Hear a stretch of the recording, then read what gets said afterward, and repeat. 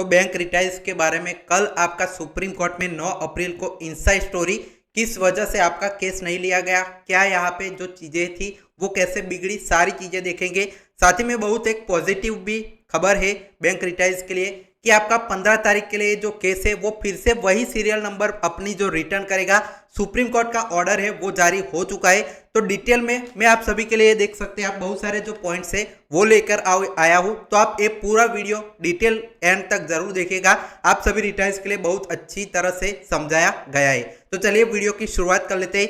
साथ ही में एक और इम्पोर्टेंट चीज की आज आपका फ्राइडे है, आज आपकी वीकली लिस्ट है वो नेक्स्ट वीक की आ जाएगी, जिसमें हमें पता चल जाएगा कि एमसी सिंगला केस कौन से नंबर पर है, कितने जजेस की बैच है वो बैठ रही है। तो उसके लिए आप इस चैनल को सब्सक्राइब करके रखिए। मैं वीडियो के जरिए सबसे पहले कल की तरह अपडेट करूंगा। तो आप सभी को पता है कल मैंने सबसे पहले अपडेट्स दिए थे, आज भी दूंगा। तो उसके लिए नीचे सब्सक्राइब आप बटन है वो फ्री में दबाकर ज्वाइन कर लीजिए। अब चलिए आज के वीडियो की शुरुआत करते हैं। पॉइंट नंबर 1 से शुरू करते हैं कि आपकी जो ये पूरा मैटर स्टार्ट कहां से होता है। तो पिछली बार 12 मार्च को जो हियरिंग होनी थी लेकिन हो नहीं पाई थी, 2 घंटे जो बॉम्बे हाईकोर्ट वाला मामला चला था।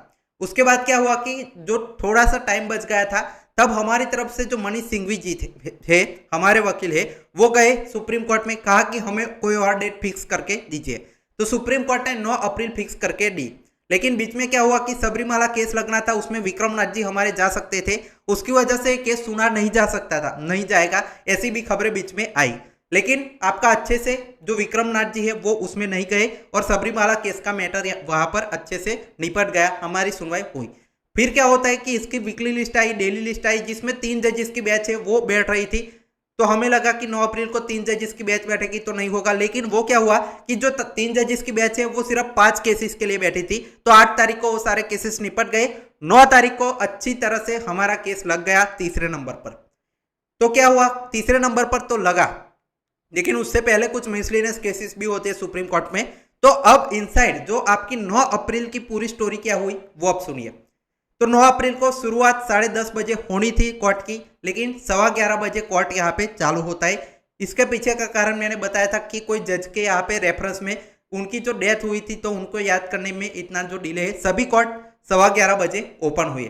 11:15 बजे कोर्ट ओपन होता है, विक्रमनाथ जी, संदीप मेहता जी आते हैं। सबसे पहले एक जजमेंट के लिए केस 1501 नंबर का लगा था, उसके बारे में 10 मिनट जितना चलता है। फिर 11:26 को जो आपके मिसलेनियस केसेस है, मिसलेनियस केसेस टोटल आपके 31 थे, उसकी जो सुनवाई है वो चालू होती है। मतलब उसमें क्या, मिसलेनियस में क्या होता है कि 1-2 मिनट में मामले खत्म हो जाते हैं। मैक्सिमम लोग एडजॉर्नमेंट या कोई अपनी रिक्वेस्ट है वो करती है सुप्रीम कोर्ट में, तो बहुत जल्दी जल्दी केस निपट जाती है।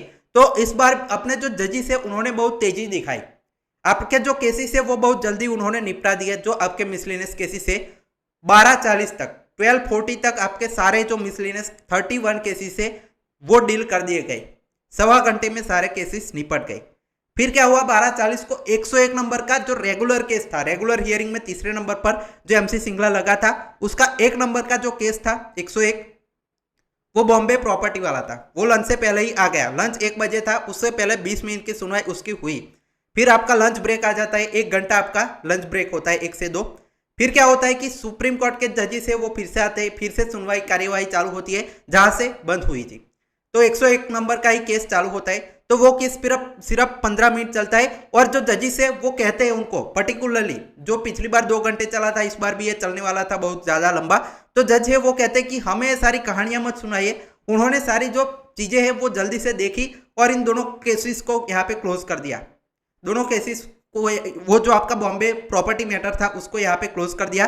तो हमारे लिए बहुत अच्छी खबर है, क्योंकि यह केस ऊपर लगता तो बार बार बहुत ज्यादा टाइम कंज्यूमिंग था। लेकिन जजिस ने बहुत अच्छे से इस केस को अब क्लोज कर दिया। अब वो मैटर फिर से हमारे ऊपर नहीं आएगा, नीचे भी नहीं आएगा। तो ये बहुत अच्छी खबर रिटायर्स के लिए स्पेशली।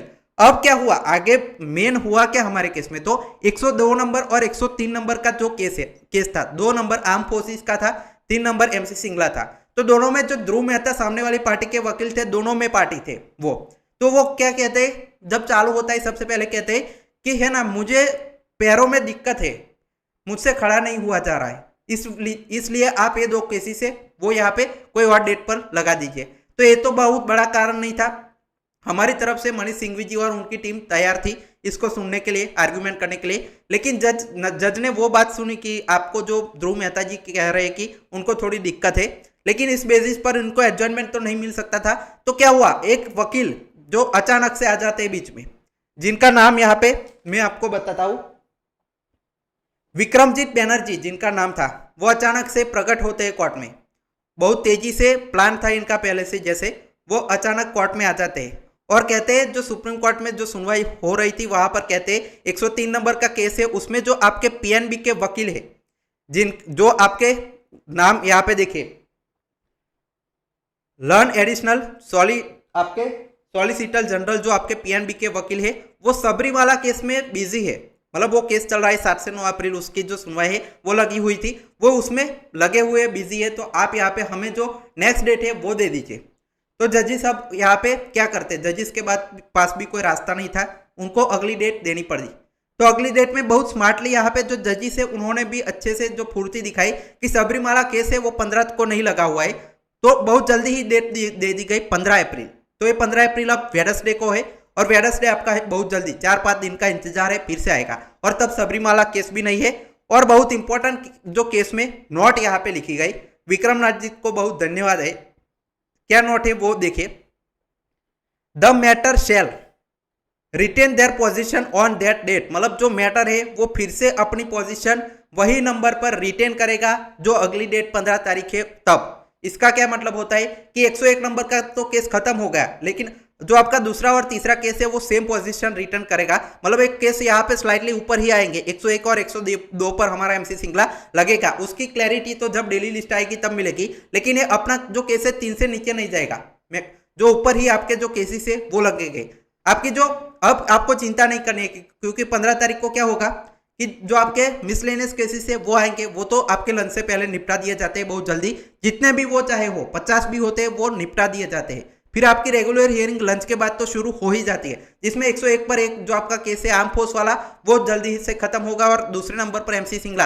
अब इनके पास कोई रास्ता भी नहीं बचा इसको एडजॉइन कराने का, क्योंकि ना अब सबरीमाला केस है और बार बार आपने एडजॉइनमेंट लिया है। तो अब जजेस भी सवाल उठाएंगे, हमारे जो कोर्ट में हमारे जो वकील है वो भी इसके खिलाफ आवाज उठाएंगे कि ये बार बार इसको टाल रही है। और बहुत अच्छी एक और चीज क्या है कि ये जो लोग आईबीए वाले डीएफएस के वकील बार बार टाल रहे हैं, इसका मतलब क्या है, इसका मतलब है हम सभी रिटाइज की जीत। वो नहीं चाहते कि सुनवाई हो, अगर सुनवाई होगी तो उनके पास कोई रास्ता ही नहीं है कुछ बोलने के लिए, आर्गुमेंट ही इसका मतलब उनके पास नहीं है कि इसको रोका कैसे जाए, क्योंकि साफ साफ रेगुलेशन में लिख दिया गया है और इसकी पेंशन ऑपरेशन अब हो जाएगी उसी फॉर्मूला के हिसाब से।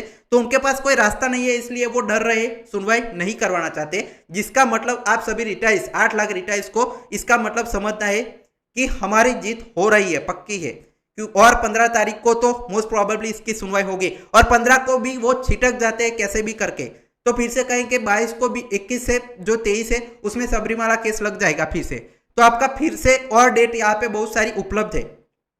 मतलब आपकी जो 22, 21, 22, 23 को नहीं होता है तो 28, 29 आपकी डेट अवेलेबल है, तब आपके जो जजेस है वो लगा देंगे। और तब नहीं लगा तो पूरे मई में आपके 4 से 5 बार जो डेट है वो अवेलेबल है, तब आपकी लग सकती है। तो आपको 1-2 महीने में बहुत जल्दी इसका फैसला नजर आ जाएगा। आप सभी को बहुत ही पॉजिटिव रहना है, सभी रिटाइज को, क्योंकि एक कोई यहाँ पे जो है इनके पास अब बहाने खत्म होते जा रहे हैं। आगे कुछ और पॉइंट्स पर भी बात करते हैं। तो देखिए, सबसे पहले तो ऑर्डर मैंने एक्सप्लेन किया, ऑर्डर के बारे में बताया। इसके पास देखिए, साथ ही में जजेस ने कोई अपोजिशन नहीं उठाई, क्योंकि उनके पास कोई रास्ता नहीं था। उन्होंने एक तो हेल्थ बेसिस पर भी कहा, दूसरा कि उनके जो आर्ग्यूमेंट करने वाले जो वकील है वो प्रेजेंट नहीं थे यहाँ पर। साथ ही में देखिए, स्पेशली आप सभी को मेंशन करना चाहेंगे जो एमसी सिंगला केस के वकील है मिस्टर संघवी, वो पिछली बार भी पूरी तरह से 2 घंटे बैठे रहे थे अपनी सुनवाई को लेकर, और स्मार्टली उन्होंने अर्जेंट फिक्स डेट भी मांग ली थी। कल भी ऐसा हुआ, वो तो प्रेजेंट हो गए थे उनकी टीम के साथ कि मैं आर्ग्यूमेंट करना चाहता हूं जो हमारी तरफ से, लेकिन सामने वाले लोग यहाँ पे भाग गए। तो उनको बहुत अच्छे से थैंक्स है, वो पूरी तरह से बहुत ही अच्छे से हमारे केस को लड़ने के लिए तैयार है मिस्टर संघवी जी। तो उनका सपोर्ट जरूर दिखाइएगा, उनके सोशल मीडिया पर जाकर भी सपोर्ट दिखा सकते हैं। और ये बहुत ही अच्छे जो वकील है, अच्छे से आर्ग्यूमेंट भी वो प्रेस जो है वो अपनी रखते हैं, और इनका जो नाम है वो बहुत ही ज्यादा यहाँ पे बड़ा है। तो ये बहुत अच्छी खबर है रिटाइज के पक्ष में। अब दूसरी देखिए, और डीएफएस के लोगों के बारे में भी मैंने बताया कि वो केस हार रहे हैं, इसीलिए वो लोग यहाँ पे जो सुनवाई का सामना नहीं करना चाहते। तो अब आपको इसके बारे में कोई भी डाउट है ना तो कमेंट सेक्शन में लिखिएगा। साथ ही में वीकली लिस्ट आ जाएगी और डेली लिस्ट कल आएगी, उसके लिए इस चैनल को सब्सक्राइब करके रख दीजिए। नीचे बटन दिख रहा होगा, सभी रिटाइल्स को अच्छे से सब्सक्राइब करके कमेंट में अपना जो डाउट है वो भी बताइए। सारी सुनवाई से जुड़ी अपडेट हम सबसे पहले आप सभी के पास ऐसे ही शेयर करने वाले। Final text for watching.